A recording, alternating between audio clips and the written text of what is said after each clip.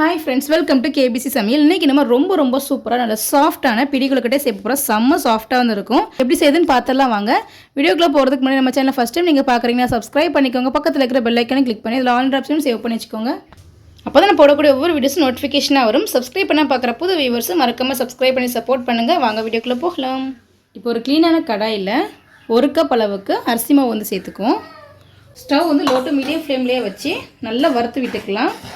ஒரு 2லேருந்து ஒரு 3 நிமிஷத்துக்கு நல்லா வறுத்துப்போம். கலர் வந்து மாறிடக்கூடாது, நல்லா வறுத்தா மட்டும் போதும். இப்போ ஒரு 3 நிமிஷத்துக்கு நல்லா வறுத்தாச்சு. இந்த அளவுக்கு இருந்தால் போதும். இப்போ இதை எடுத்து வேற ஒரு பிளேட்டில் வந்து வச்சுக்கலாம். இப்போ அரிசி மாவு எல்லாத்தையுமே எடுத்தாச்சு. இப்போ அதே கடாயில் ஒரு 3/4 கப் அளவுக்கு நாட்டு சர்க்கரை வந்து சேர்த்துக்கிறேன். அதுக்கு 2 கப் தண்ணி வந்து சேர்த்துப்போம். நீங்கள் நாட்டு சர்க்கரை பதிலாக வெல்லம் கூட சேர்த்துக்கலாம்.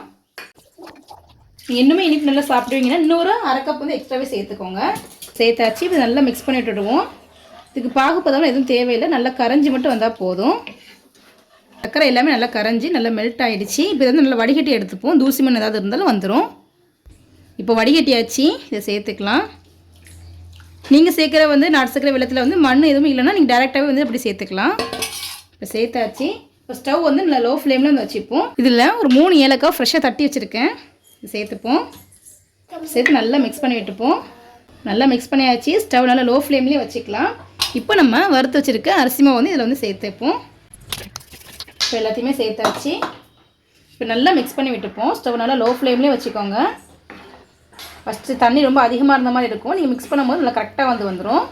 இந்தளவுக்கு நல்லா நம்ம கலந்து விட்டாச்சு. இந்தளவுக்கு நல்லா கெட்டியாகிட்டு இப்போ நம்ம ஸ்டவ் ஆஃப் பண்ணிவிடுவோம். ஸ்டவ் ஆஃப் பண்ணி நல்லா ஆற வந்து வச்சிடலாம்.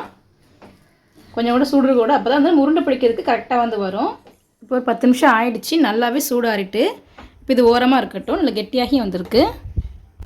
இப்போ அடுப்பில் வந்து ஒரு சின்ன கடாயை வந்து வச்சுக்கலாம். இதில் 1 ஸ்பூன் நெய் சேர்த்துப்போம்.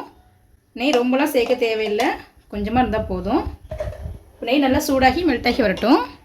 இப்போ நெய் நல்லா சூடாகி மெல்ட் ஆகிடுச்சு. இதில் ஒரு 1/4 கப் அளவுக்கு தேங்காய் இந்த மாதிரி வந்து சின்னதாக வந்து கட் பண்ணி வந்து வச்சுருக்கிறேன். அது கூடவே சேர்த்துப்போம். நல்லா வறுத்து விட்டுக்கலாம். நம்ம இந்த மாதிரி தேங்காயை வந்து வறுத்து சேர்க்கும் போது டேஸ்ட் ரொம்ப சூப்பராக வந்துருக்கும். 2 நாள் 3 நாள் ஸ்டோர் பண்ணி சாப்பிட்றதுக்கு இந்த மாதிரி நீங்கள் தேங்காயெல்லாம் வறுத்து சாப்பிடும் போது கெட்டு போகாமல் இருக்கும். நீங்கள் உடனே செஞ்சு உடனே சாப்பிட்ருவீங்கன்னா பச்சையாக கூட தேங்காய் சேர்க்கலாம். நம்ம இந்த மாதிரி நெய்யில் வந்து வறுத்து சேர்க்கும் போது நல்ல வாசமாக இருக்கும். டேஸ்ட் நல்லா சூப்பராக இருக்கும். கொஞ்சம் நல்லா செவந்து வர அளவுக்கு வறுத்து வந்து விட்டுப்போம். தேங்காய் வந்து இந்தளவுக்கு நல்லா வறுத்து விட்டாச்சு. இந்தளவுக்கு லைட்டாக செவந்து வந்ததுக்கப்புறம் ஒரு 1/2 ஸ்பூன் அளவுக்கு எள்ளு வந்து சேர்த்துப்போம். நான் வந்து கருப்பில் வந்து சேர்க்குறேன். தேங்காய் நல்லா வறுத்ததுக்கப்புறம் எள்ளு வந்து சேர்த்துக்கோங்க. நீங்கள் ஃபஸ்ட்டு எள்ளு சேர்த்துட்டிங்கன்னா எள்ளு எல்லாமே நல்லா கரிஞ்சிரும். இப்போ எள்ளு சேர்த்துட்டு ஒரு 2 செகண்டுக்கு மட்டும் நல்லா வறுத்து விட்டுக்கோங்க. டக்குன்னு வந்து பொரிஞ்சிரும். ரொம்ப நேரம் வறுத்துட்டிங்கன்னா எள்ளு வந்து கரிஞ்சிரும். இப்போ இந்தளவுக்கு இருந்தால் போதும். இப்போ ஸ்டவ் வந்து ஆஃப் பண்ணிவிடுவோம். இப்போ நம்ம ரெடி பண்ணி வச்சுருக்க அந்த கொலக்கட்டை மாவில் வந்து வறுத்து வச்சுருக்க அந்த எள்ளையும் தேங்காயையும் சேர்த்துக்கலாம். சேர்த்தாச்சு. இப்போ நல்லா வந்து மிக்ஸ் பண்ணி விட்டுடுவோம். கையில் வந்து கொஞ்சமாக நெய்யை வைத்து நல்லா இந்த மாதிரி தடவிப்போம். இப்போ இதுலேருந்து கொஞ்சமாக வந்து எடுத்துக்கலாம். இப்போ எடுத்து கொஞ்சமாக ரவுண்ட் ஷேப் பண்ணிவிட்டு லைட்டாக உருண்டை பிடிச்சிட்டு இந்த மாதிரி நல்லா பிடிச்சி வந்து எடுத்துப்போம். உங்களுக்கு எந்த ஷேப்பில் வேணாலும் நீங்கள் பிடிச்சி எடுத்துக்கலாம். நம்ம வந்து பிடி கொழுக்கட்டை செய்யறதுனால இந்த மாதிரி நம்ம வந்து பிடிச்சி வந்து எடுக்க போகிறோம். இப்போ இதே போல் நம்ம எல்லாத்தையுமே பிடிச்சி வந்து எடுத்துப்போம். நிறையவும் மாவு வந்து எடுக்க வேண்டாம், கொஞ்சமாக எடுத்துப்போம். அந்த உள்ளங்கையில் வர அளவுக்கு மட்டும் எடுத்துக்கலாம். கொஞ்சம் லைட்டாக ரவுண்ட் ஷேப் பண்ணிவிட்டு அப்புறம் இந்த மாதிரி நல்லா ப்ரெஸ் பண்ணாலே போதும். பாருங்கள், சூப்பராக ரெடி ஆகிட்டு இதே போல் எல்லாத்தையுமே எடுத்து வச்சுருவோம். இப்போ இந்த மாதிரி நம்ம எல்லாத்தையுமே வந்து பிடிச்சி வந்து எடுத்துட்டோம். இந்த அளவுக்கு இருக்கணும். இப்போ இதை வந்து நம்ம வேக வச்சு எடுத்துக்கலாம்.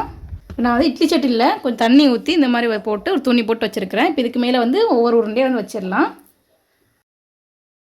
இப்போ எல்லாத்தையுமே வச்சாச்சு. 10 நிமிஷத்துக்கு நல்லா ஹை ஃப்ளேம் வச்சு வேக வச்சு எடுத்துக்கலாம். 10 நிமிஷம் ஆகிடுச்சு. நல்லா வெந்துட்டு இப்போ திறந்து பார்க்கலாம்.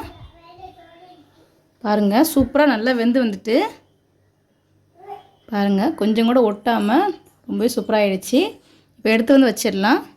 ரொம்ப சூப்பராக நல்லா சாஃப்டான பிடி கொழுக்கட்டை ரெடி ஆகிடுச்சு. செம்ம டேஸ்ட்டாக இருக்கும். 2-3 நாள் ஆனாலுமே நல்லா அந்த சாஃப்டாக அப்படியே வந்து இருக்கும். ஹார்டாக வந்து ஆகாது. நம்ம நெய்யில் வந்து எள்ளையும் தேங்காயும் வறுத்து போட்டுக்கனால 2லேருந்து 3 நாள் வரைக்கும் கெட்டு போகாமல் இருக்கும். ரொம்ப சூப்பராக இருக்கும். செம்ம சாஃப்டாக இருக்கும். நீங்கள் கண்டிப்பாக இதை ட்ரை பண்ணி பார்த்துட்டு எப்படின்னு சொல்லி உங்களுக்கு கமெண்ட் பண்ணுங்கள். நீங்கள் ஸ்டோர் பண்ணி வைக்கிறீங்கன்னா நல்லா சூடு ஆறுனதுக்கப்புறம் ஸ்டோர் பண்ணி வச்சுக்கோங்க. மூடி போட்டு க்ளோஸ் பண்ணாமல் ஒரு காட்டன் கிளாத் போட்டு நல்லா வந்து மூடி வந்து வச்சுக்கோங்க. மூடி போட்டிங்கன்னா அது வேர்த்து கெட்டு போயிடும். ஸோ இந்த மாதிரி நீங்கள் ட்ரை பண்ணி பாருங்கள். ரொம்ப சூப்பராக இருக்கும். ரொம்ப ஈஸியான ரெசிபி தான். இந்த வீடியோ பிடிச்சிருக்குன்னு நினைக்கிறேன். பிடிச்சிருந்தா லைக் பண்ணிக்கோங்க. உங்கள் ஃப்ரெண்ட்ஸ் அண்ட் ஃபேமிலிஸ்க்கும் ஷேர் பண்ணுங்கள். இது போல் நிறைய வீடியோஸ் பார்க்கணும் மறக்காம சேனலுக்கு சப்ஸ்கிரைப் பண்ணிக்கோங்க. நம்ம சேனலில் நிறைய ஸ்நாக்ஸ் ரெசிபிஸ்லாம் போட்டிருக்கோம். அது லிங்க் டிஸ்கிரிப்ஷனில் இருக்கிற மறக்காம செக் பண்ணி பார்த்துக்கோங்க. ரொம்ப ஈஸியாகவும் இருக்கும். ரொம்ப டேஸ்ட்டாகவும் இருக்கும். தேங்க்ஸ் ஃபார் வாட்சிங்.